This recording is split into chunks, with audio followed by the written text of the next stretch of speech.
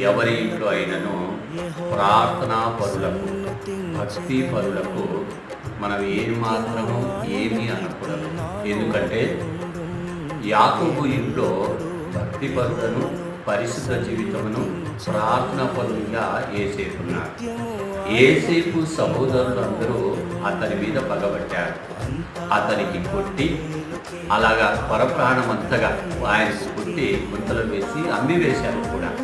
కానీ చివరకు వారి స్థితి ఎక్కడొచ్చింది తెలుసా? పూట గడవక తిరిగి యేసేపు దగ్గరికి ఐగుప్తులు వెళ్ళి ధాన్యం అడిగే స్థాయికి వారు వచ్చేశారు.